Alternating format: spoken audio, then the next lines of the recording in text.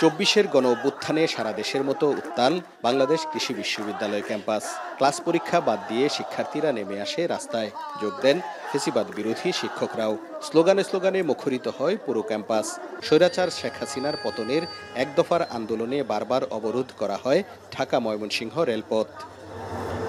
কিন্তু শিক্ষার্থীদের আন্দোলনে নানাভাবে বাধা দেয় নিষিদ্ধ সংগঠন ছাত্রলীগ ও ফেসিবাদের দোসর শিক্ষক, কর্মকর্তা, কর্মচারীরা। বিজয়ের আগের দিন ৪ আগস্ট ক্যাম্পাসে শান্তি মিছিল বের করে তখনকার ক্ষমতাসীন দলের নেতাকর্মীরা। আন্দোলনকারী নিরীহ ছাত্র ও শিক্ষকদের উপর হামলা চালিয়ে ভীতিকর পরিস্থিতি সৃষ্টি করে তারা।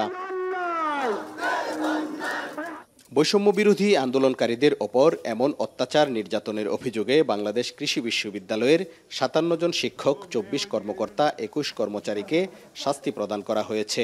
এছাড়া ৭ শিক্ষার্থীকে আজীবন বহিষ্কার এবং ২৪ জনের সনদপত্র বাতিল করেছে সিন্ডিকেট। আর শিক্ষকদের মধ্যে ৬ জনকে বরখাস্ত এবং ১২ জনকে অপসারণ করা হয়েছে।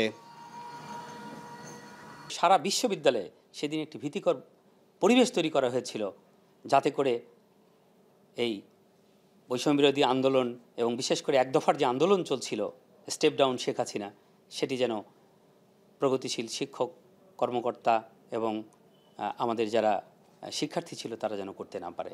কিছু সংখ্যক শিক্ষকের শাস্তির সুপারিশ হয়েছে, কিছু কর্মকর্তা, কিছু কর্মচারীরও শাস্তির সুপারিশ আছে, সাথে বেশ কিছু সংখ্যক ছাত্রেরও শাস্তির সুপারিশ হয়েছে। সেগুলো আমরা আমাদের যে ডকুমেন্ট সেটি বিশ্ববিদ্যালয়কে দিয়ে দিছি। এদিকে ২০২২ সালের ২৩ ডিসেম্বর আশরাফুল হক হলে ছাত্রদল শিবির ট্যাগ দিয়ে ৪ শিক্ষার্থীকে নির্যাতনের অভিযোগে ১৮ জন শিক্ষার্থী, ২ জন শিক্ষক ও ১ জন কর্মচারীকে শাস্তি প্রদান করেছে বিশ্ববিদ্যালয় প্রশাসন। এদের মধ্যে ৩ জন শিক্ষার্থীকে আজীবন বহিষ্কার এবং ১৫ জনের সনদপত্র বাতিল করা হয়েছে। গত ১৮ মে সিন্ডিকেট সভায় তদন্ত কমিটির সুপারিশের আলোকে শাস্তি প্রদানের সিদ্ধান্ত হয়। তবে ৩ জন শিক্ষক তদন্ত কমিটির বিরুদ্ধে হাইকোর্টে রিট করায় সিদ্ধান্ত প্রদানে দেরি হয়। রোববার রিটটি খারিজ হওয়ায় সোমবার থেকে তাদের শাস্তি সংক্রান্ত চিঠি বিলি শুরু হয়।